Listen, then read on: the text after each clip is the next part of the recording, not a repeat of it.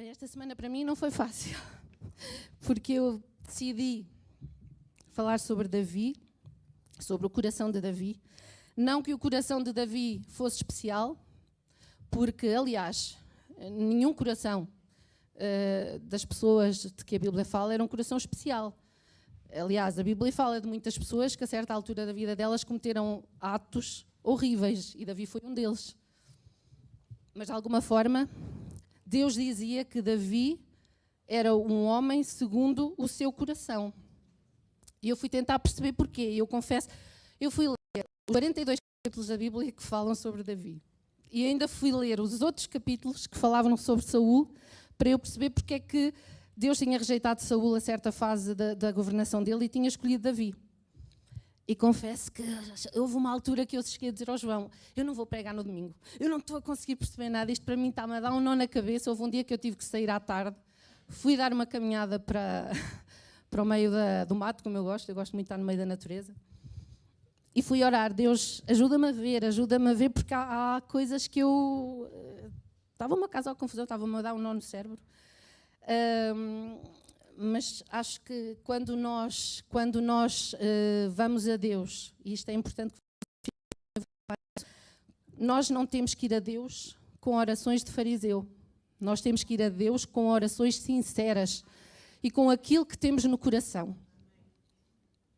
E porque Deus responde, mesmo que tu estejas a questioná-lo, a dizer: Deus, eu não estou a entender porque é que isto está lá. Aliás, eu já contei a muitas pessoas aqui a minha história. Eu era uma pessoa que eu achava sempre que Deus era o réu. Deus devia estar sentado no banco dos réus. Eu dizia-lhe muitas vezes: eu queria me sentar contigo numa mesa de café para te fazer algumas perguntas e eu queria ver o que é que tu me respondias. E quando eu fui pegar outra vez em algumas coisas do Velho Testamento, essas dúvidas começaram a vir outra vez ao de cima.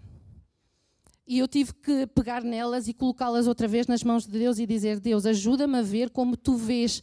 Porque uma coisa é quando tu vais a Deus com um coração, com perguntas, mas com um ato de rebeldia, dizeres: eu vou-te fazer perguntas, mas é para espicaçar. Outra coisa é quando tu vais ter com Ele, com a honestidade das tuas dúvidas, porque todos nós as temos, com a honestidade das tuas questões, com a honestidade das tuas perguntas, do dizer a Deus: eu não estou a entender, ajuda-me.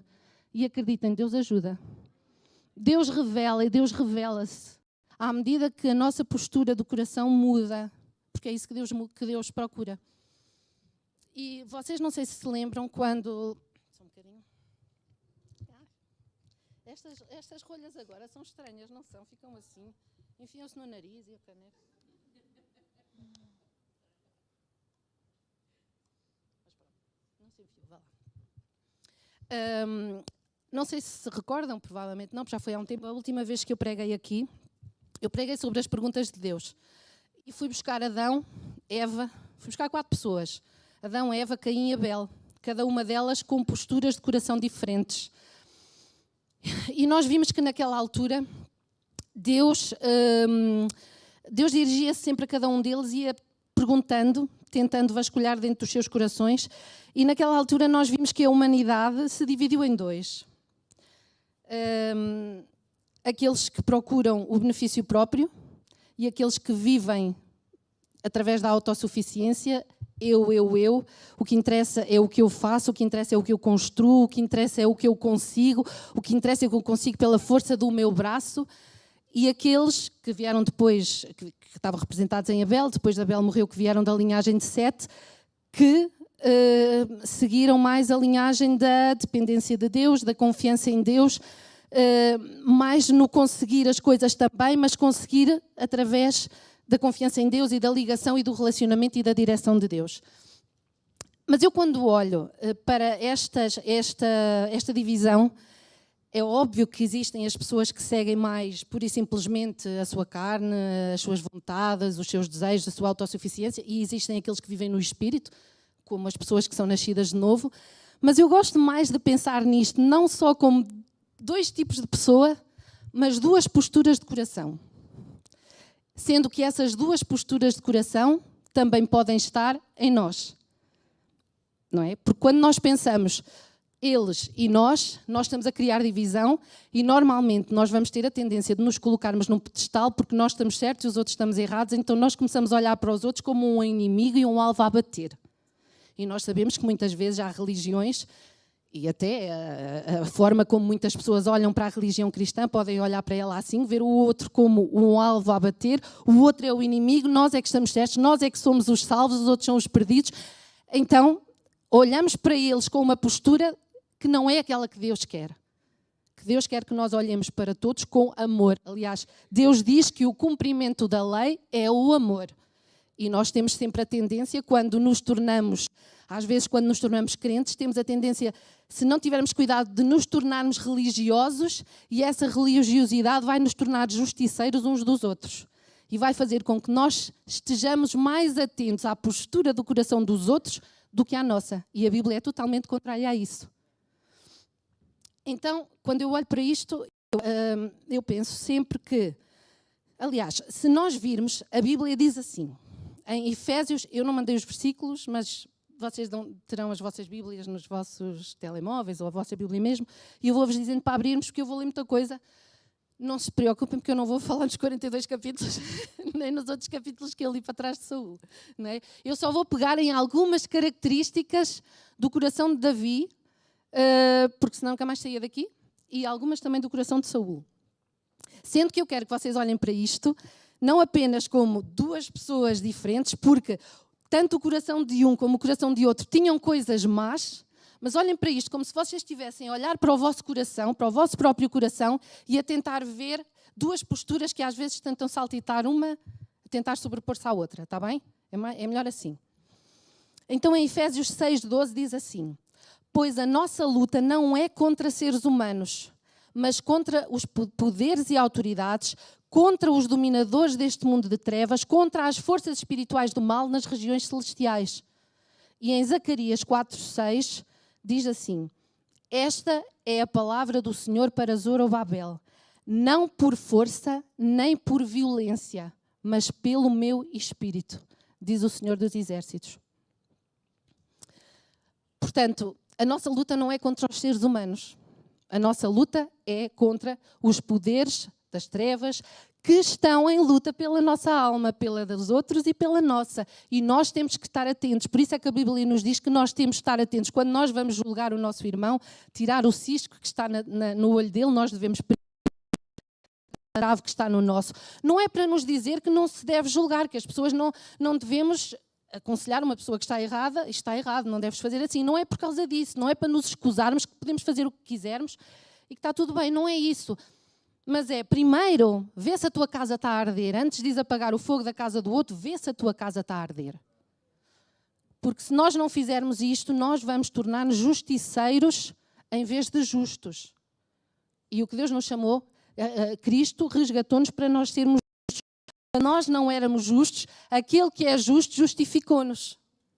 Portanto, quem somos nós para nos colocarmos num pedestal e tratar o outro como se ele fosse o nosso inimigo, um alvo a bater, esquecendo-nos de que nós também de lá viemos e nós também, se não tivermos cuidado, podemos tornar-nos. Por exemplo, eu quando olho para Provérbios tem muito aquela dicotomia, o sábio e o tolo, não é? E nós temos sempre, mais uma vez, a mania de olhar para o sábio e o tolo como duas pessoas diferentes. E é certo que temos pessoas que vivem mais na postura do tolo e temos outras que vivem mais na postura do sábio. Mas se nós olharmos para a nossa vida, quantas vezes nós fomos o tolo? E quantas vezes nós fomos o sábio? Se calhar fomos mais vezes tolos do que sábios. Portanto, eu gosto mais de olhar para isto como não é só o que está errado, o tolo e o sábio deste lado, porque só o facto de dizer eu sou sábio, já estamos a ser tolos. Porque estamos a ficar distraídos em relação ao nosso próprio coração. E quando nós ficamos distraídos em relação ao nosso próprio coração, nós ficamos só a olhar para o mal que o outro faz, não vemos os buracos que estão à nossa frente e mais, não estamos atentos à voz do Espírito Santo, que muitas das vezes está a querer sondar o nosso coração e mostrar-nos aquilo que está errado e que precisa de ser corrigido. Pronto, e agora deixem-me ver para não me perder. Ok, pronto. Eu não sei se vocês também reparam, vocês devem reparar, claro, vocês veem as notícias e vocês já repararam claramente que o nosso mundo está neste momento mais do que tudo e eu acho que por força temos tanta comunicação hoje em dia, tantos meios de comunicação, redes sociais, toda a gente pode dar opinião, toda a gente pode chegar lá e dizer a maior baboseira nas redes sociais, Mas nós temos neste momento um mundo completamente polarizado. Nós temos, e como é que costumam dizer, a esquerdalha, os fascistas e não sei o quê, não sei o quê. Não só em termos políticos, mas mesmo em termos culturais, nós temos um mundo completamente polarizado. E quando nós temos o mundo assim polarizado, reparem, obviamente que eu sei que quando nós temos um mundo muito extremado para um lado e depois quando nós temos um mundo muito extremado para um lado, é normal, quase sempre o que vai acontecer, e a história é cíclica, vai acontecer um extremo do outro lado. E o que é certo é que o extremo deste lado, que está sempre a atacar o outro, que os outros é que são assim, que os outros é que são assado, e depois vem este e faz exatamente a mesma coisa. Este acha que é o correto, este também acha que é o correto, mas quando eles se juntam, eles tentam liquidar-se um ao outro. E na verdade eles tornam-se iguais.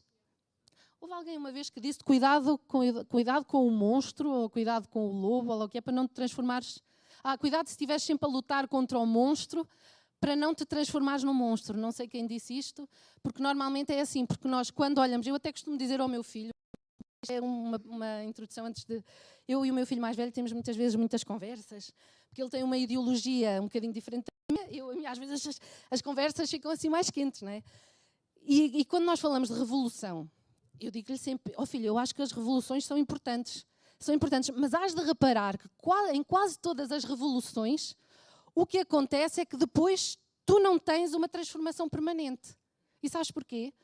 Porque quem está a promover a revolução foca-se muito mais no ódio ao inimigo e em querer abater o inimigo do que em promover o bem do povo. É quase sempre assim, por isso é que as revoluções depois não estão... E eu digo-lhe sempre, sabes porquê? Porque o coração do homem é um coração que precisa de Deus, é um coração que busca, que na sua essência busca o poder e busca a vitória e busca conseguir ser ele a tomar as rédeas. E quando isto acontece, nós focamos-nos mais no inimigo do que naquilo que nós podemos vir a fazer de bem. E eu estou a falar nisto porque eu queria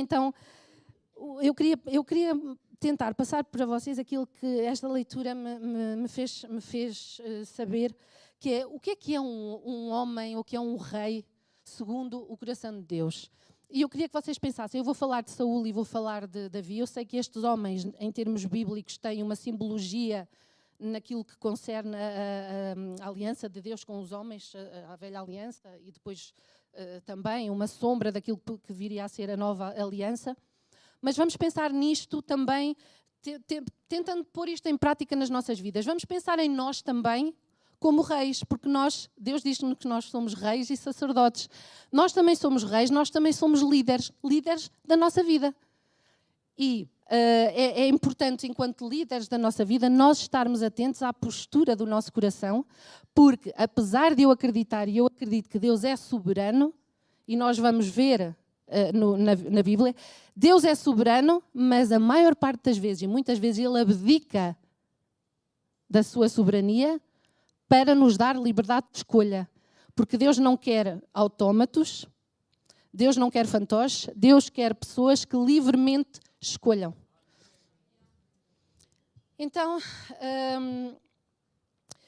eu gostava de falar-vos um bocadinho então sobre antes de chegar a Davi. Eu gostava de vos ler um versículo que fica em 1 de Samuel 13 a 14. E que está na base daquilo, vocês sabem que Israel até ali tinha uma governação direcionada pelos profetas, era diretamente Deus para os profetas, não é? E a certa altura eles quiseram alterar isto, mas antes de chegarmos a essa parte eu queria vos ler aqui um versículo que diz assim, 1 de Samuel 13, versículos 13 a 14. Então disse Samuel a Saúl: agiste nesciamente e não guardaste o mandamento que o Senhor teu Deus te ordenou, porque agora o Senhor teria confirmado o teu reino sobre Israel para sempre. Porém, agora não subsistirá o teu reino, já tem buscado o Senhor para si um homem segundo o seu coração, e já lhe tem ordenado o Senhor que seja chefe sobre o povo, porquanto não guardaste o que o Senhor te ordenou. Eu gostava de olhar para isto porque, vejam, isto faz-me lembrar muito aquela conversa que Deus teve com Caim.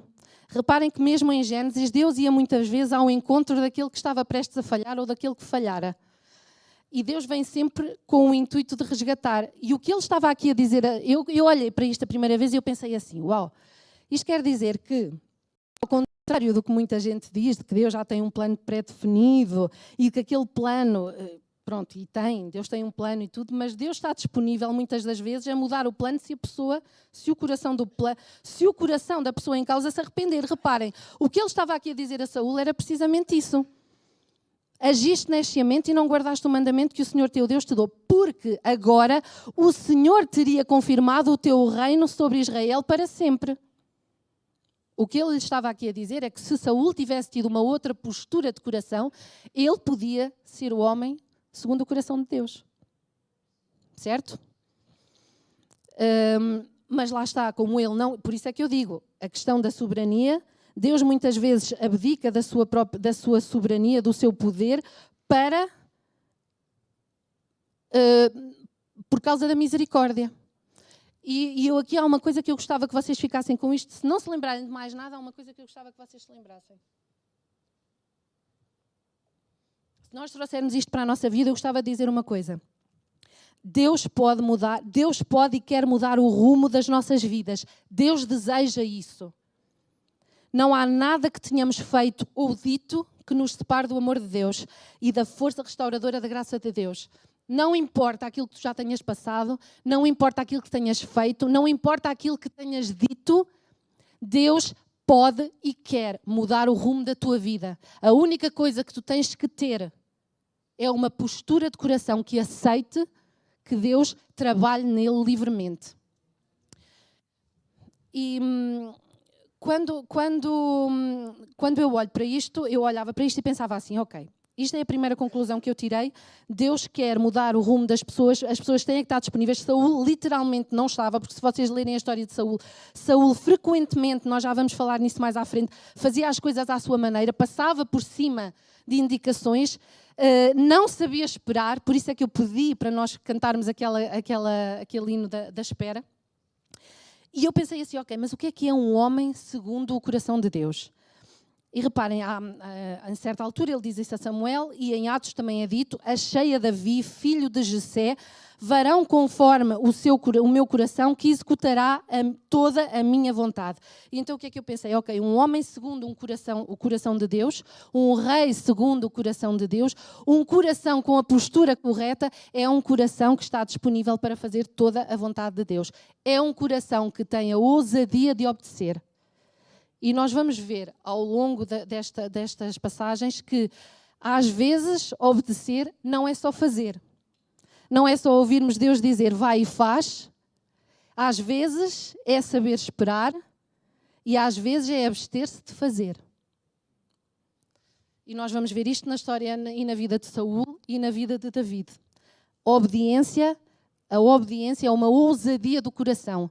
E é uma ousadia que permite fazer aquilo que Deus manda, que nos permite esperar e que nos permite abstermos-nos de fazer. Não fazer, a certa altura. E nós já vamos ver porquê. Então, só para vocês perceberem um bocadinho a história, antes de chegarmos à parte de Davi. Nós sabemos que Israel era dirigido por Deus, portanto, quem governava era Deus através dos profetas, portanto era como se Deus era o rei deles, mas a certa altura da vida deles, a certa altura da história, Samuel estava a ficar velho, Samuel tinha colocado os seus 3 filhos como juízes e os anciãos já tinham percebido que os 3 filhos dele não iam ser uma alternativa a Samuel. Quando ele morresse, os 3 filhos dele não iam ser, eles aceitavam subornos, eles não seguiam os mesmos caminhos que Samuel, eram pessoas que não eram confiáveis, portanto eles estavam preocupados. E se nós pensarmos com os olhos naturais, é perfeitamente normal que eles estivessem preocupados com a sucessão de Samuel. Quem viria a seguir não estava, segundo eles, apto para exercer aquele papel. E o que é que eles disseram? A certa altura eles chegaram ao pé de Samuel e disseram-lhe assim, em 1 de Samuel 8,5, e lhe disseram: vê, tu já estás velho, os teus filhos não andam pelos teus caminhos, constitui-nos agora, pois, um rei sobre nós, para que nos governe como tem todas as nações. É assim, não me parece nada de mal o que eles estavam a pedir, eles até estavam a ser pragmáticos, não é? Então, caneco, se aqueles que vêm não são dignos e não vão prestar um bom papel, que mal lá em nós estarmos a dizer, vamos usar um plano B. Estabelece-nos um rei como tem todas as outras nações. Ora, quando nós queremos ser iguais aos outros, seja nós individualmente ou nós como comunidade, quando queremos fazer como todos os outros fazem, a maioria das vezes, nós estamos a abdicar da nossa identidade singular em Cristo. Porque Deus trabalha com cada um de nós e com cada comunidade como Ele entende que aquela comunidade e aquela pessoa deve funcionar. E quando nós abdicamos disso e queremos fazer como todos os outros, ou porque é prático, porque se calhar dá menos trabalho, ou porque os outros estão a fazer e aquilo lá funciona e então nós temos que fazer igual, a maior parte das vezes nós estamos a falhar em perceber qual é o alvo que Deus tem para nós. Portanto, nós não temos que ser iguais aos outros, nem só como comunidade, como pessoa. Nós temos que procurar a nossa identidade em Cristo e procurar em Deus qual é o caminho que Ele tem para nós. E... Estou-me a perder um bocado. Ok, pronto. Então, ele deixou... já sei porque é que eu queria falar nisto. Desculpem, mas é que como ainda não cheguei à parte de Davi, fico assim meio baralhada. Pronto. Eles pediram o quê? Pediram um governo humano. Portanto, na verdade, eles estavam já no seu coração há muito tempo a rejeitar Deus. Por isso é que eles estavam a querer um governo humano. E quando eu olho para isto, e antes de chegar a Davi, eu aqui já estava a ver no próprio coração de Deus uma tendência... que também depois se vai ver no coração de David, e que, sendo ele o rei de todo o universo, nós, como seres humanos, se calhar acharíamos estranho isto que aconteceu. Porque quando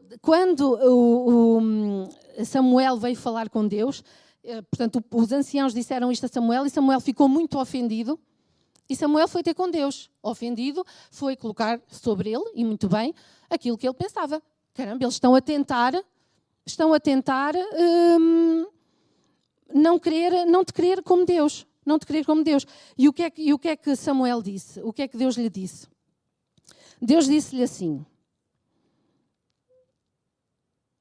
Está aqui. Porém, esta palavra não agradou a Samuel, quando disseram, dá-nos um rei para que nos governe. Então Samuel orou ao Senhor, e o Senhor disse a Samuel. Samuel deve ter ido mais ou menos assim, Deus, estás a ver? Tens andado com eles, eu tenho andado com eles, tenho-os dirigido através de ti, e eles agora não querem mais este tipo de regência, eles querem um rei humano. Ele estava sentido, ele tomou aquilo, deve ter tomado aquilo também a peito, não é? Ao rejeitarem Deus, estavam a rejeitar a ele. E o que é que Deus lhe disse? Disse-lhe assim, disse o Senhor a Samuel, atenda à voz do povo em tudo quanto te diz, pois não te rejeitou a ti, mas a mim, para eu não reinar sobre ele, segundo todas as obras que fez, desde o dia em que o tirei do Egito até hoje, pois a mim me deixou e a outros deuses serviu, assim também o faz a ti. Agora, pois, atende à sua voz. Há pouco tempo eu estava a ouvir o Bill Johnson e ele estava a dizer uma coisa engraçada que tem a ver com isto. Reparem, Samuel aqui levou isto muito a peito, não é? Caramba, eles estão-nos a rejeitar. Estão-te a rejeitar a ti, estão-me a rejeitar a mim. Deve ter ele pensado isso. E Deus estava-lhe a dizer, atenção, eles estão-me a rejeitar a mim, não te estão a rejeitar a ti. Não leves isso a peito. O Will Johnson estava a dizer que um amigo dele tinha participado numa grande tarefa, numa coisa qualquer importante, num acontecimento importante, que era um acontecimento no qual Deus também estava envolvido. E quando alguém escreveu sobre esse acontecimento, num jornal, não o mencionaram. Obviamente que ele ficou sentido. É normal, é natural, não é? E ele foi ter com Deus, como Samuel, reclamar. Fogo. Então, e ele acho que tinha sido uma peça fulcral naquele acontecimento. Ele estava triste e foi falar com Deus e disse, Deus, já viste? Ninguém me mencionou no artigo. E Deus disse-lhe, engraçado, a mim também não. Não é? Às vezes a nossa necessidade de sermos valorizados pelos outros, de sermos, de que os outros nos deem atenção, de que os outros nos deem valor, torna-se e pode tornar-se uma obsessão que nos pode bloquear para outras coisas que Deus tem para nós. E outra coisa que eu vejo aqui é que mesmo Deus, mesmo sendo o Senhor do universo, E sendo assim afrontado, nós não te queremos a ti, que na verdade é o que ele estava a dizer, nós não te queremos a ti, nós queremos um rei normal. Nós queremos ser como os outros, não queremos ser especiais. Ele sendo o Senhor do Universo, o que é que ele fez? Tá, ok, está bem. Portanto, ele é como se ele tivesse dado uns passos atrás, abdicado do seu poder completo, porque ele podia, aos olhos o ser humano podia dizer, não, é um bocadinho como o pai do filho pródigo. O pai do filho pródigo o que é que fez? Deu-lhe a herança e deixou-o ir. E os outros fariseus diziam, és fraco, tu devias ter dito, não dou e ficas aqui. E Deus, se calhar nós olhávamos e dizíamos, Deus como o Senhor do Universo, com toda a autoridade, que é isso? Não, ficas aqui, eu é que governo, porque foi assim que eu disse, não vais ter rei humano nenhum. Não. Deus não fez isso, porque o conceito de autoridade para Deus é diferente do nosso conceito de autoridade. Deus sabe quem é. E Deus não deixa de ser quem é por dar liberdade ao homem para ele escolher o seu caminho. Até porque, e nós vamos ver a seguir, eles escolherem o seu caminho, ele às vezes deixa-nos escolher o nosso caminho, por isso é que nós às vezes temos que ter cuidado com aquilo que desejamos e temos, não é? Às vezes costuma-se dizer, careful what you wish for. Tem cuidado com aquilo que desejas, tem cuidado com aquilo que insistentemente pedes, porque pode chegar a uma certa altura que Deus diz, ok, vai lá, vai por aí. E a maior parte das vezes Ele está-nos a deixar ir por ali para nós percebermos que não era por ali. E aqui era assim, aliás. E Deus alertava, Deus alertava sempre. E Deus pediu a Samuel, vai lá e fala-os saber como é que vai ser a vida deles assim. Porque Deus sabia perfeitamente, até porque observava, e porque sabe, e porque também eles já deviam ter observado como é que funcionavam todas as outras sociedades que eram regidas assim. Ele sabia como é que a deles, não é que ele fosse fazer que aquilo fosse assim. Não, ele sabia que um mundo regido pelo homem iria ser assim. E então ele disse, vai lá Samuel e diz-lhes o que é que vai acontecer com esta escolha deles. Ele alerta. E alerta porquê? Porque ao alertar, a pessoa tem a possibilidade, espera aí, se calhar volta atrás. Se calhar então não quero isto. Tem a possibilidade, mais uma vez, escolhas. O ser humano tem a liberdade de escolha. Ao contrário do que os meus amigos calvinistas dizem, que esta semana foi outra coisa difícil, porque foi muito confronto com amigos calvinistas, que acham que nós não temos capacidade nenhuma de escolha. Mas a Bíblia diz-nos em vários sítios que temos. E que é tudo com base nessa escolha. Que Deus não quer fantoches. Agora, pois, então Samuel foi ter com eles e disse, agora, pois, atenda à sua voz, estava Deus a dizer a Samuel, agora, pois, atenda à sua voz, porém adverte-o solenemente e explica-lhe qual será o direito do rei que houver de reinar sobre ele. Referiu Samuel todas as palavras do Senhor ao povo que lhe pediam um rei e disse, e vejam lá se isto não nos soa familiar, este será o direito do rei que houver de reinar sobre vós. Ele tomará os vossos filhos e os empregará no serviço dos seus carros e como seus cavaleiros, para que corram adiante deles. Portanto, para que deem o corpo às balas, por eles. E os porá uns por capitães de 1000 e capitães de 50, outros para lavrarem os seus campos e ceifarem as suas messes, e outros para fabricarem as suas armas de guerra e o aparelhamento dos seus carros.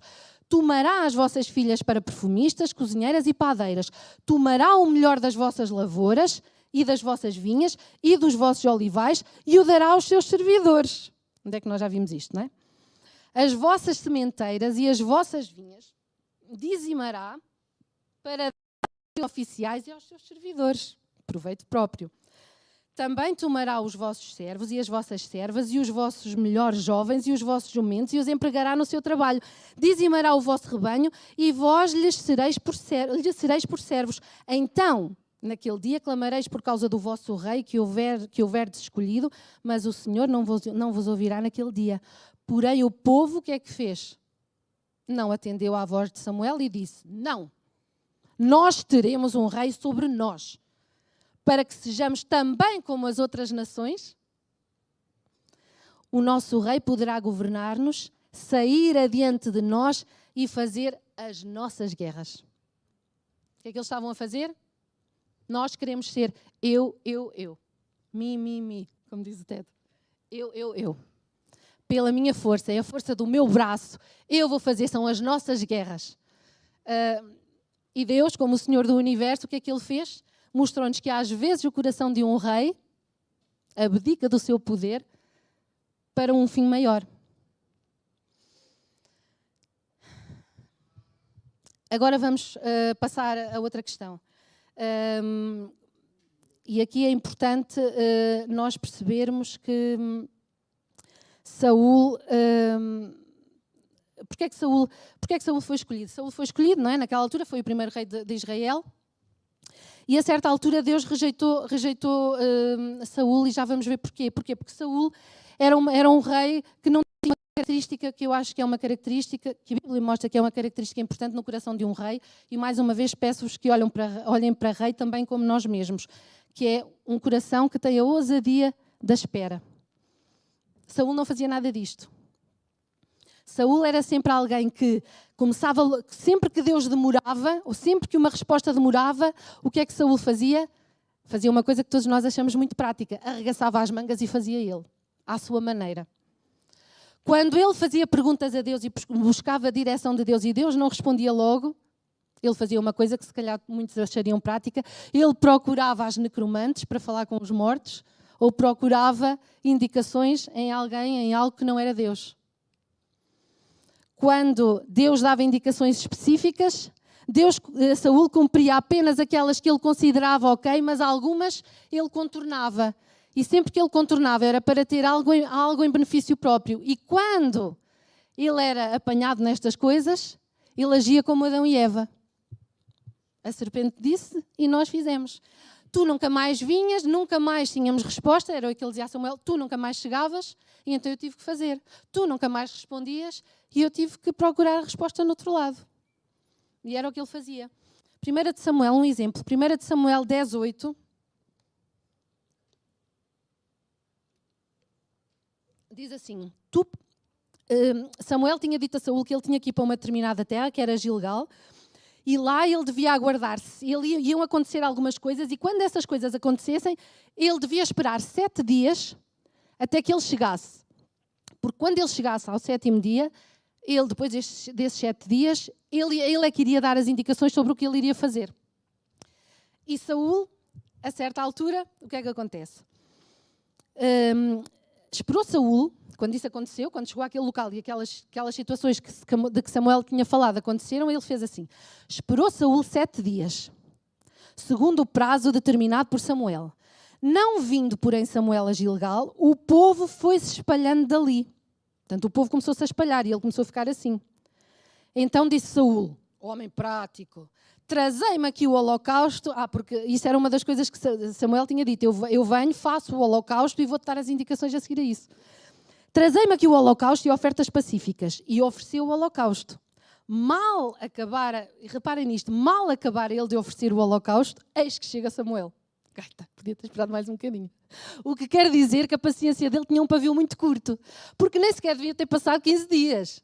Eles deviam estar provavelmente no fim do 7º dia ou no início do 8º dia, porque assim que ele acabou de fazer o holocausto, Samuel chegou.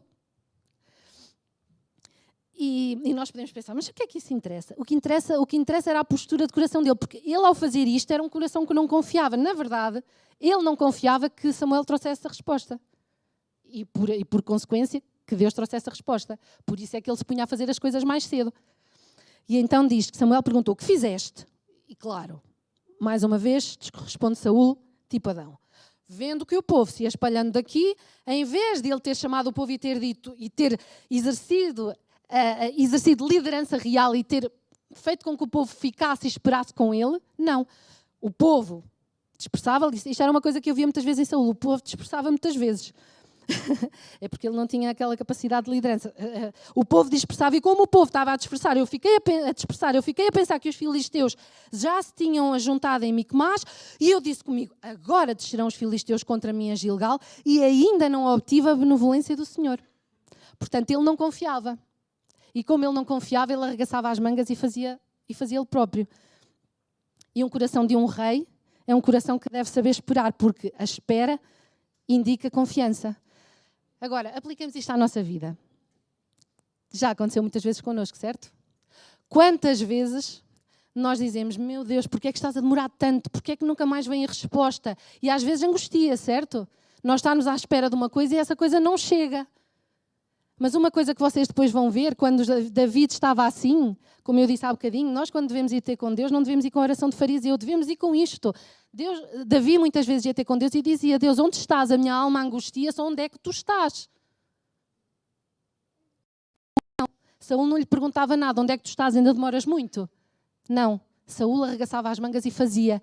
E muitas vezes na nossa vida, quando nós não temos esta capacidade da espera, pensem em várias situações da vossa vida. Cada um tem a sua, cada um de nós tem a sua. Seja em termos profissionais, seja em termos de relacionamentos, seja em termos de algumas situações que nós temos tido na nossa vida. Quando nós sabemos, porque nós sabemos, às vezes nós sabemos que aquilo ainda não é a situação. Mas como nós estamos cansados de esperar, nós arregaçamos as mangas, nós procuramos atalhos para chegar mais rapidamente àquilo que estamos à espera. E o que é que acontece? Às vezes atrasamos aquilo que nós queremos. Porque no processo da espera, muitas vezes Deus está a preparar o nosso coração para nos entregar algo maior. E quando nós procuramos atalhos e nós queremos fazer a nossa maneira, na maior parte das vezes estamos a atrasar o nosso próprio caminho. E estamos muitas vezes a ter que voltar atrás. Vamos lá tentar aprender isto outra vez. E Saúl não sabia esperar. E como ele não sabia esperar e ele fez isto várias vezes, Deus percebeu que ele não era o homem que tinha a capacidade, a responsabilidade para poder ter a cargo dele uma responsabilidade como liderar um povo. E começou a procurar um homem segundo o seu coração. E se nós olharmos para Davi, vamos agora sim, cheguei a Davi. Finalmente, atenção, não vou demorar muito mais. Isto vai ser mais rápido agora. Cheguei a Davi. E mais outra coisa engraçada. Saúl, quando foi escolhido, Saúl diz que era um homem bonito, alto, espadaúdo. Devia ser daqueles que uma pessoa passa e faz... Não é? Aqueles homens que uma pessoa vê no meio... Diz que ele sobressaía no meio da multidão. Portanto, ele seria, obviamente, a escolha mais humana possível. Humanamente, os nossos olhos limitados não veem para além daquilo. Então, olhamos para ele, é óbvio que é este homem que vai ser o nosso rei. Não é? A nossa limitação. E nós, quando queremos ver as coisas só pelo nosso olhar e não queremos esperar pelo olhar de Deus, nós vamos ver sempre pouco. Vamos aquilo que só conseguimos ver com os nossos olhos. Isto tem a ver com a escolha de Davi, que também era bonito, atenção, mas não era alto e espadaúdo como o Saúl. Pronto. Mas quando Samuel chegou à casa de Jessé, porque Deus disse-lhe, vai à casa de Jessé, convida-os para um sacrifício, a ele e aos filhos, porque lá na casa dele está aquele que eu escolhi como rei. E ele entrou, e o próprio Samuel, que era tão espiritual, tão profeta, não sei o quê, ele próprio se enganou quando chegou lá. Ele viu Eliabe, que também era alto e espadaúdo, bonito, a entrar ali, ainda por cima era o primogênito, chega lá, não sei o quê, e ele é este, e já ia preparado para lhe derramar o azeite por cima. Oh, ungido do Senhor! Hoje em dia, não é? Hoje em dia, isso é uma coisa toda a gente aí na... Ih, aquele é ungido, enfim. E Samuel, mais uma vez, e Deus disse-lhe, para aí, olha que Deus não vê como o homem olha para a aparência, é o que ele lhe diz, o homem para a aparência, eu olho para o coração. E ele mandou chamar os filhos, José mandou chamar os filhos todos, e quando chegou ao fim, Deus estava sempre a dizer, ainda não é. E ele, ainda não é. E ele vira-se para Jessé e diz, então, mas tu tens mais algum filho? E ele disse, tenho, por acaso até tenho um. Pequenitates, que está para ali a cuidar das ovelhas, deve estar lá todo sujo, todo esfarrapado, está lá para o meio do campo. Tenho lá esse. Então chama-o. E quando Davi chega, diz que Davi também era bonito, alto, era bonito, não era? Era bonito, ruivo. Dizia, então, perguntou Samuel a Jessé, acabaram-se os teus filhos? Ele respondeu, ainda falta o mais moço, que está, até quem diga, não sei se isto é verdade ou não, já ouvi duas pessoas dizer, mas requer confirmação, até porque naquela altura não havia testes de ADN. Há quem diga que ele não era filho da mesma mulher, que era um outro e que por isso era tratado, não sei se isso é verdade ou não. Pronto, ouvi duas pessoas dizer isso, mas faz conta que eu não disse nada, está bem? Pronto, então ele perguntou a Jessé, acabaram-se os teus filhos? Ele respondeu, ainda falta o mais moço, que está apacentando as ovelhas. Disse, pois, Samuel a Jessé, manda chamá-lo, pois não nos assentaremos à mesa sem que ele venha. Ok? Então mandou chamá-lo e fê-lo entrar. Ele era ruivo, de belos olhos e boa aparência. Não estão aqui a dizer que sobressaía entre os outros, mas também era bonito. Disse o Senhor, levanta-te e unge-o, pois é este. Tomou Samuel o chifre do azeite e o ungiu no meio dos seus irmãos, e daquele dia em diante o Espírito do Senhor se apossou de Davi. Então Samuel se levantou e foi para Ramá. E vocês devem pensar, a partir daqui, então ele era o rei, estava tudo resolvido. Saúl, vai-te lá embora, está aqui o rei. O que é que Davi foi fazer a seguir a ser ungido como rei? Voltou para o campo a cuidar das ovelhas. Não é?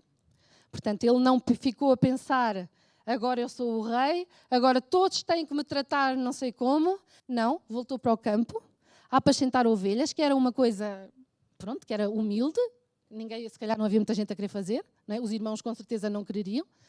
Estava lá ele, continuou a cumprir as ordens do pai, continuou a cumprir as ordens do rei, porque diz que Saúl, como estava meio destrambelhado da cabeça, precisava de alguém que tocasse a harpa para acalmar, e ele ia frequentemente tocar a harpa para Saúl acalmar.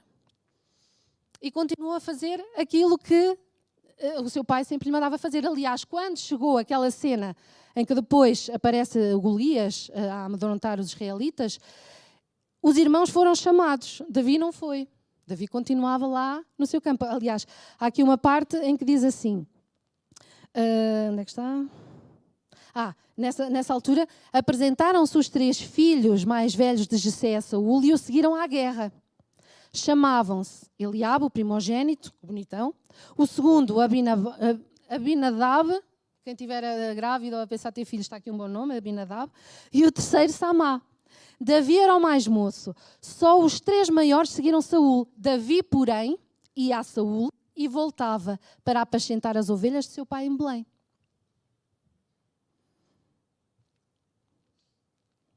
E mesmo quando o pai o enviou até ao campo de batalha, onde estavam os irmãos e o resto do exército e Saúl, etc., ele disse, vais levar comida aos teus irmãos e um queijinho ao comandante, devia ser para ver lá se o comandante o queijinho ao comandante, que assim, se calhar um queijo da serra ali, daqueles, um queijinho que é para o comandante ficar ali com o coração amaciado e tratar bem estes irmãos, e vai ver como é que eles estão e traz-me notícias.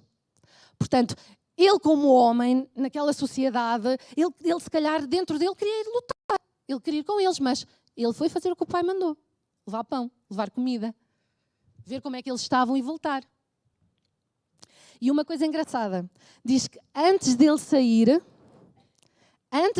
diz que ele preparou as suas coisas, confirmou que as ovelhas estavam bem, deixou-as ao cuidado de um guarda. Portanto, ele não só voltou para fazer aquilo que ele sempre fazia, mas ele fazia com amor e fazia com cuidado, com zelo. Porque antes dele sair para ir fazer aquilo que o pai mandava, ele fez questão de deixar as ovelhas entregues. E mais, até quando ele chegou lá e levava as coisas que ele tinha que entregar aos irmãos e ao comandante, ele entregou também isso a um guarda antes de ir ter com os irmãos para lhes perguntar como é que eles estavam. Portanto, ele cuidava daquilo que lhe era entregue. Eu digo muitas vezes, nós somos mordomos, nós temos a mania de achar que as posições são nossas, que as coisas que temos são nossas. As coisas não são nossas, nós somos mordomos. E nós temos que ser bons gestores daquilo que nos é entregue. Até a nossa vida é uma dádiva. A qualquer altura ela termina. E como é que nós cuidamos dela? Como é que nós cuidamos da vida que nos foi entregue? Desperdiçámo-la? Desperdiçámo-la ou deixámos que Deus nos ajudasse a geri-la? Então David fazia isto. Portanto, David mostrava que tinha coração de rei. Davi sabia esperar, porque no processo de espera Deus estava a prepará-lo para algo maior. Deus estava a tentar criar no coração dele, ou perceber se o coração dele também, porque Deus já estava queimado com Saúl, não é? Saúl foi, ok, vai este, e este não provou, afinal, durante a posição, que ele não estava apto para aquilo. David teve que esperar para perceber se aquela função que lhe ia ser entregue, se o seu coração estava preparado para receber. E outra coisa, vocês já repararam que quando ele foi entregar aquela comida lá aos irmãos, de alguma forma, aquilo que provavelmente ele desejava no seu coração, mas não buscou, não tentou usurpar uma coisa que não lhe estava a ser entregue, mas vocês repararam que de alguma forma Deus preparou-lhe uma situação que permitiu com que ele começasse a ganhar o favor do povo? Na paciência da espera, no continuar a fazer aquilo que sempre fizera, na confiança de que ele seria um dia o rei, porque ele devia ter esse desejo também no seu coração, porque esse sonho tinha sido plantado no seu coração, mas ele não tentou buscar atalhos, não tentou usurpar, não tentou chegar lá mais cedo. Ele continuou na paciência da espera, e na paciência da espera Deus foi começando a proporcionar-lhe situações que fizeram com que ele fosse ganhando o favor do povo. Porque quando ele chegou lá, naturalmente, ele foi o lutador que foi vencer, que tinha as características para ir vencer. Não que ele tivesse buscado, eu vou lá, eu vou vencer o gigante, mas não, mais ninguém se chegava à frente. E ele foi. E a partir daí, aliás, sempre que Saúl depois o punha à frente dos exércitos, diz sempre que ele ia à frente de todos. E ele ia, mas ele ia à frente de todos, não porque se impunha, não porque impunha a presença dele, ele ia porque era enviado. E ao ser enviado, Deus estava com ele, porque ele ia em obediência. E em obediência e em respeito em quem ainda estava em autoridade sobre ele. Ele ia, ele fazia, e Deus ia-lhe dando situações que iam fazendo, porque diz que o povo cada vez mais amava Davi. Então, quando Deus te coloca um sonho no teu coração, tu não tens que passar por cima de ninguém para o conseguir. Tu não tens que tentar procurar atalhos para o conseguir. Esperas em Deus, confias e vais fazendo aquilo que te é dado a fazer no momento. Porque Deus é pela graça de Deus. Não é por ti, não é por mérito próprio. É pela graça de Deus que vai criando situações que te vão dando o seu favor e o favor entre os homens. Então, um coração de um rei é um coração que sabe esperar. Outra coisa que eu notei foi que o coração de um rei é um coração que também tem, de vez em quando, a ousadia de não fazer nada e que tem a ousadia de saber escolher as suas lutas. Reparem, Saúl, quando soube que Davi tinha sido ungido como rei, Saúl ficou assim, eu vou perder. Ele já sabia que tinha sido rejeitado por Deus. Ele sabia que era uma questão de tempo. Ele começou a ficar assim. E ao invés de ele se focar naquilo que era a função dele, que era governar o povo, que era dirigir o povo, ele começou a focar-se em quê? No alvo a bater, que era Davi. Ele começou a ficar obcecado pelo medo de perder o reino através de Davi. Então o alvo dele passou a ser Davi. Em 1 Samuel 18:12 diz assim: Saúl temia a Davi. Saúl temia a Davi, porque o Senhor era com este e se tinha retirado de Saúl. Pelo que Saúl o afastou de si e o pôs por chefe de 1000. Ele fazia saídas e entradas militares diante do povo. Ele ia à frente. Ele é que dava o corpo às balas. Não era, como diziam no versículo anterior, que o rei que gera segundo o seu próprio coração, vai enviar os teus filhos à sua frente. Aqui não, Davi ia à frente deles. E por isso ele ganhava o favor do povo. Davi lograva bom êxito em todos os seus empreendimentos, pois o Senhor era com ele. Então, vendo Saúl que Davi lograva bom êxito, tinha medo dele. E quando nós, na nossa vida, sabemos que temos um determinado caminho, sabemos que temos um determinado sonho, sabemos que temos um determinado alvo, mas de repente nós nos tornamos tão obcecados pelo medo de alguma coisa, pelo ciúme de alguma coisa, pela insegurança, nós não sabemos escolher as nossas lutas. Nós temos que saber escolher as nossas lutas. Saúl não soube. A luta de Davi era governar o povo, era lutar contra o verdadeiro inimigo, que eram aqueles que tentavam atacar o povo, mas Saúl não soube escolher as suas lutas. Saúl escolheu focar-se naquilo de que ele tinha medo e mais, ele confundiu o inimigo com Davi. O inimigo não era Davi, o inimigo eram aqueles que atacavam o povo, mas ele virou o seu foco para ali, ficou obcecado e enlouqueceu, porque Saúl enlouqueceu, não é? E nós sabemos o que é que acontecia. E quando nós temos sempre aquela coisa de estarmos sempre parece que estamos sempre com a guarda levantada, isto acontece-nos a todos, em muitas coisas da nossa vida nós temos fragilidades e muitas vezes nós temos uma insegurança em determinadas coisas e nós levantamos a guarda. E ao levantarmos a guarda andamos sempre a olhar, parece que andamos sempre a olhar por cima do ombro. E quando olhamos por cima do ombro, estamos-nos a distrair daquilo que é o nosso foco, estamos-nos a distrair daquilo que é para a frente e estamos a ficar surdos em relação à voz de Deus. Porque Deus às vezes está-nos a querer falar e nós estamos só a ouvir os nossos medos. E não sabemos escolher as nossas lutas. Além disso, um coração de um rei sabe discernir oportunidades. É um rei que sabe quando deve agir e quando não deve agir. Reparem, quando... há aqui uma cena muito engraçada, que esta aqui é demais. Quando, em 1 de Samuel também, 24:3, Saúl diz assim, Saúl chegou a uma caverna junto de alguns currais de ovelhas, perto da estrada, e entrou ali para satisfazer as suas necessidades. Portanto, na verdade, foi fazer cocó. Sabem, vocês já viram os filmes do Monty Python? Não, conhecem? Conhecem a vida de Brian? É assim, vocês têm que ter um bom sentido de humor, porque são espetaculares. Eu achei, esta cena era ótima para uma cena de um filme dos Monty Python, que é hilariante. Para mim é. Pronto, ele vai lá para satisfazer as necessidades, e o que é mais engraçado? Aconteceu que Davi e os seus homens estavam escondidos mais no fundo da caverna. A ver aquele belo cenário, não é? Claro que eu criei logo uma imagem muito visual e já não conseguia estar a ler, só me ria a imaginar o que é que seria a passar. Eles, ok. Pronto, lá estavam eles lá ao fundo e estava Saúl a satisfazer as suas necessidades. Pronto. Então eles disseram a Davi, esta é a tua oportunidade. O Senhor Deus disse que te entregaria ao seu inimigo e que poderias fazer com ele o que quisesses. Às vezes não aparecem assim umas pessoas engraçadas connosco, olha, lembras, Deus disse daquilo, agora é a altura de tu fazeres e não sei o quê, não sei o quê. E uma pessoa que estivesse imbuída do espírito que Saúl estava, diria, é verdade, vou matá-lo. Vou matar um homem que está a fazer cocó assim pelas costas, que morte tão indigna. Opa, desculpem lá. Que morte tão indigna, não é?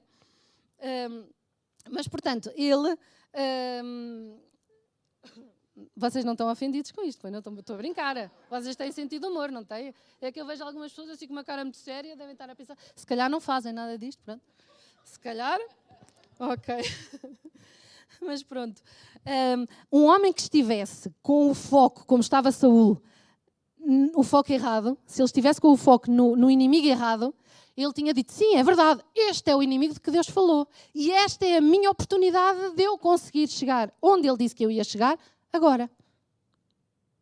Mas um coração de um rei, e lembrem-se todos, nós somos reis, um coração de um rei tem que ter a capacidade de saber discernir oportunidades e de saber quando é para agir e quando não é, e de saber quando aquela mensagem é de Deus e quando não é. E se nós nos relacionarmos com Deus, se nós lermos a palavra de Deus, se nós soubermos o caráter de Deus, nós sabemos. E aqui, nitidamente, Davi foi muito mais esperto do que eles, porque ele podia se ter deixado influenciar. Porque de certeza que ele tinha no seu coração o sonho de ser rei. Mas não queria chegar lá de qualquer forma. E então diz assim, então Davi se arrastou de mansinho até onde estava Saúl. Deve ter ido assim. Desculpem lá, eu fiz teatro e gosto sempre de fazer estas coisas, não é? Chegou-se onde estava Saúl, cortou um pedaço da capa dele sem que ele percebesse. Espetacular, porque ele foi, além de ele ter sido uma pessoa que soube discernir oportunidades, ele foi inteligente. Mas aí a consciência de Davi começou a doer, porque havia cortado um pedaço da roupa de Saúl. Então disse aos seus homens, o Senhor Deus me livre de fazer mal algum ao meu Senhor, que ele escolheu como rei. Portanto, apesar dele saber que ele, para Deus, ele é que tinha sido ungido como rei, e ele estar a servir um rei que, perante Deus, provavelmente já não tinha a unção para estar ali, não é? Mas ele não deixou de o honrar, porque era ele que estava em serviço e não quis fazer nada. O próprio coração dele doeu-se, porque o manto de um rei significava majestade. Ao cortar o manto do rei, ele doeu-se porquê? Porque, na verdade, ele retirou parte da majestade do rei, porque um rei que de repente sai daquela caverna, assim, todo, ainda por cima com o manto cortado, tinha tudo menos majestade, não é? E ele sentiu-se. E não precisou de o matar para se sentir, bastou cortar a orla do seu manto. E com isto ele conseguiu fazer o quê? Ele provou que sabia discernir oportunidades, provou que não tinha necessidade de se autopromover, não tinha necessidade de usurpar um lugar que seria dele, sim, porque lhe estava prometido, mas não tinha que o usurpar fazendo aquilo que era contrário ao caráter de Deus. Portanto, isto é uma característica de um rei. Saber discernir oportunidades. Quando é que uma oportunidade é efetivamente uma oportunidade vinda de Deus? E às vezes parece-nos mesmo. Mais uma vez, como os nossos olhos são tão limitados e como às vezes nós somos tão pragmáticos, caramba, olhávamos para aquilo, não, ele está ali distraído, isto é uma oportunidade, vê-se perfeitamente que é uma oportunidade. Não somos tantas vezes enganados, nós? Quando nós não buscamos de Deus a direção, quando nós não deixamos que Deus coloque os olhos dele por trás dos nossos, a maior parte das vezes nós pensamos e tomamos uma oportunidade como sendo Deus e depois, quando ela corre mal, viramos-nos contra Ele. Mas, na verdade, aquilo não era a oportunidade de Deus. E se nós tivermos, se formos honestos o suficiente, se conhecermos Deus intimamente, a maior parte das vezes nós sabemos que não é. Mas às vezes escolhemos não ver porque nos dá jeito. E nós temos que ser honestos. Eu acho que uma das grandes lições que a Bíblia nos mostra é que nós temos que ser honestos. Nós não temos que ter medo de trazer a Deus as nossas sombras. Porque quando nós trazemos a Deus as nossas sombras, nós trazemos as sombras à luz. Pronto. E agora, último ponto. Havia muito mais para falar, mas eu não vou falar de muitas coisas. Escolhi só 4 pontos. O último ponto é que um coração de um rei tem que ter a ousadia da angústia e a ousadia de recomeçar. E normalmente nós, principalmente os homens, o homem não chora. O homem não, ou pelo menos chora, mas chora escondido. E guarda e esconde o lenço, que é para não verem que ele chorou. Nós não temos que ter medo de ser vulneráveis, nós não temos que ter medo de nos angustiarmos. Nós às vezes dizemos, os crentes não têm angústias. Treta, têm. Têm angústias, sim senhor. E quando dizem que não têm, então só a colocar uma máscara. Saúl tinha angústia. Podes ir. Eu sei que ela tem que ir. Depois eu tinha ficado a fazer uma brincadeira com ela. Mas pronto, não vou fazer. Deixem lá. Tchau, amor. A ousadia da angústia, a ousadia de recomeçar. Isto é, se vocês repararem, e Davi quando se angustiava, angustiava-se a sério. Por exemplo, os Salmos, se vocês lerem os Salmos, a maior parte das vezes Davi está a demonstrar a sua angústia. E mais, está muitas vezes a questionar Deus. Porquê é que tu não me ouves? Estou farto de pedir, a minha alma está tão angustiada, está angustiada até à morte. E há uma coisa muito gira que eu por acaso aqui não apontei, que ele dizia a certa altura que Deus gostava, como é que é? Agora não vos vou dizer, acho que é Salmo 88, mas depois se eu encontrar eu digo-vos, para não estar a dizer errado. Mas Davi estava sempre, muitas vezes estava angustiado. Por exemplo, Salmo 31, fui buscar só um, porque são tantos. Tem misericórdia de mim, ó Senhor, porque estou angustiado. Consumidos estão de tristeza os meus olhos. Quer dizer que ele chorava e chorava bem. A minha alma e o meu corpo, porque a minha vida está gasta de tristeza e os meus anos de suspiros. A minha força descai por causa da minha iniquidade. Os meus ossos se consomem. Quando uma pessoa chega ao ponto de dizer os meus ossos se consomem, é porque está mesmo na terra, está mesmo de rastos. Por causa de todos os meus inimigos, fui o opróbrio dos meus vizinhos e um horror para os meus conhecidos. Os que me viam na rua fugiam de mim. Estou esquecido no coração deles como morto. Sou como um vaso quebrado. Então, um rei, quando se angustia. E Saúl também se angustiava. Mas o que é que Saúl dizia? Saúl, quando se angustiava, tentava buscar a resposta noutros lados. Davi, quando se angustiava, ia aos pés de Deus e dizia-lhe o que estava a sentir. O que é que interessa nós termos aquela oração do fariseu? Senhor, graças te dou porque eu estou aqui, não sou como os demais, e não sei quê, não sei quê, não sei quê. O que é que interessa? Não é? Estás a pôr uma máscara, Deus vê além da máscara. Vai ao pé dele, diz-lhe o que sentes. Não tenhas medo de trazer as tuas sombras a Deus. Mesmo que elas sejam feias e mesmo que tu tenhas vergonha delas, traz as tuas sombras a Deus. Porque quando Deus quer que tu tragas as tuas sombras a Deus, nunca é para te amesquinhar, nunca é para te dizer, estás a ver? Não é para te humilhar, é para te resgatar. Aquilo que Deus quer quando tu vais a Ele não é humilhar-te, não é dizer, estás a ver, eu sou Deus, sou o Santo Todo-Poderoso e tu estás aí um pobre pecador que nem sequer és capaz de lidar com isso. Não, traz a tua sombra, traz a sombra, porque quando nós trazemos as nossas sombras à luz e é na luz que elas se curam. E eu há pouco tempo estive a ouvir uma mensagem do Ed René Kivitz que eu achei muito gira, em que ele falava mesmo disto. E ele perguntava assim, ele estava a falar assim, não, porque é que, ia falar principalmente em relação aos homens, porque é que nós temos tanta dificuldade em conversar, em iniciar uma conversa? E nós também não somos santas, atenção, as mulheres são iguais. Porque é que nós temos tanto medo de iniciar uma conversa? Porque nós sabemos que quando nós iniciamos uma conversa, nós vamos depois ter que lidar com o assunto da conversa. E às vezes nós não queremos lidar com ele.